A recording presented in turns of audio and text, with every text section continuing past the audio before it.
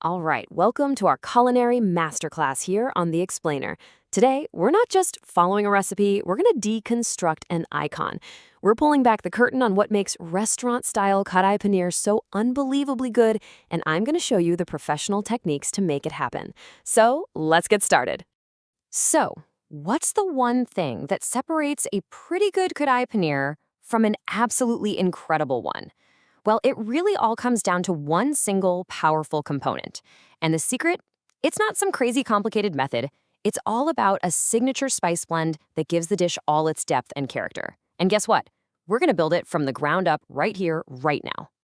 Okay, so here's our game plan for today's class. First, we'll tackle the essential prep work. Then, we're going to craft that secret spice blend I was just talking about. After that, we'll build a flawless gravy. And finally, we'll bring it all together for the grand finale. All right, first up, chef's prep. In any professional kitchen, everything starts with what they call mise en place, which is just a fancy way of saying get everything in its place. But trust me, it's not just about being tidy. It's about setting yourself up for success, building that perfect foundation for the whole dish.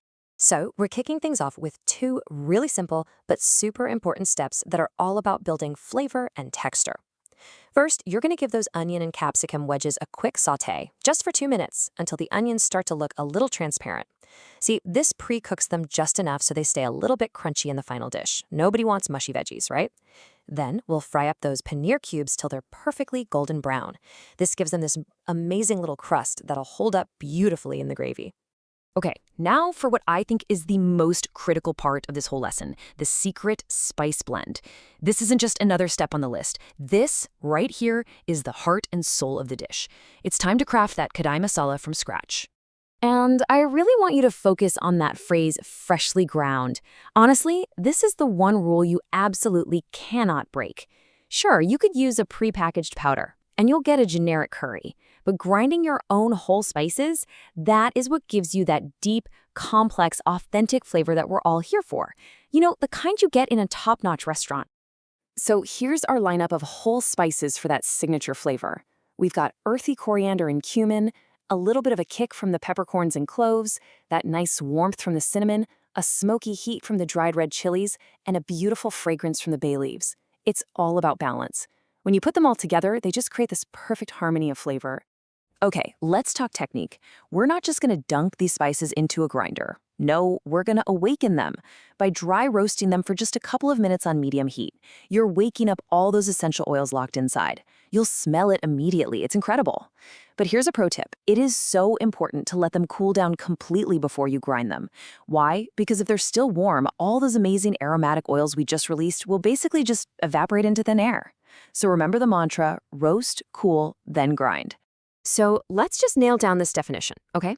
Kadai masala, it's not just a shopping list of spices. It's a process, it's a technique, it's freshly ground, it's dry roasted, and it's all designed to unlock those aromatic oils and give you that deep, authentic flavor that just screams Kadai Paneer.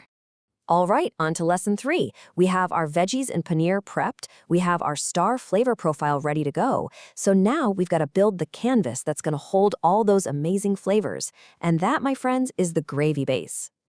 I want you to think about this part like you're laying the foundation for a house, right? It has to be solid, it has to be balanced, because everything else we've done is going to rest right on top of it. This is where we create all those rich, savory, and slightly sweet notes that make the curry so delicious. So the process here is pretty straightforward. We start by sautéing our core aromatics, your garlic, your ginger, your onions. Once they're nice and soft, you toss in your chopped tomatoes and just let them cook down for maybe 5 to 8 minutes until they get really soft and mushy. This builds a ton of sweetness. And hey, sound familiar? Just like with our spices, you've got to let this mixture cool down completely before you blend it up into that beautiful, smooth paste.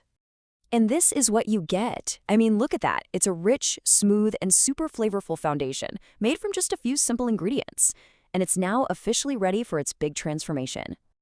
All right, here we go. It's time for our final act, the grand finale. This is that magical moment where we bring all the pieces we've worked so hard on together and create the finished masterpiece. Now pay close attention, because this is probably the most amazing transformation in the whole recipe. On one side, you've got our plain, uncooked gravy paste. But when you cook that paste with our fresh Kadai masala, Wow, that's when the magic happens. The color deepens, it becomes incredibly fragrant, and that beautiful oil you see separating at the edges, that's called rogan. And that's your signal from the pan telling you, hey, the flavors are here, they're fully developed, we're ready to go. Okay, the final assembly is all about timing. First in, go the veggies and water. Let that simmer for about 10 minutes. You want all those flavors to get to know each other, to really meld together. Then, and listen up, this is super important. You're gonna gently fold in that fried paneer for literally just 1 minute. Any longer, and it starts to get rubbery. Finally, you kill the heat. Turn it right off before you add your final touches. And now for the finishing touches, the things that just take it over the top. A little bit of fresh cream that adds this gorgeous richness and just kind of mellows out the spices. And then the secret weapon, some crushed kasuri methi or dried fenugreek leaves. You crush it in your hands and it just adds this incredible, unforgettable aroma. And of course, serve it with some fresh naan, roti, or steamed rice. You really can't go wrong. And just like that, by really focusing on the technique, that fresh masala, building the gravy base patiently, and nailing the final timing, we've made something that isn't just homemade good, it's genuinely restaurant quality. So, I want you to remember, you didn't just learn a recipe today. You learned a whole set of professional techniques. You now know how to build that deep, authentic flavor right from scratch. So the only question left to ask is, what are you going to make next with these new skills?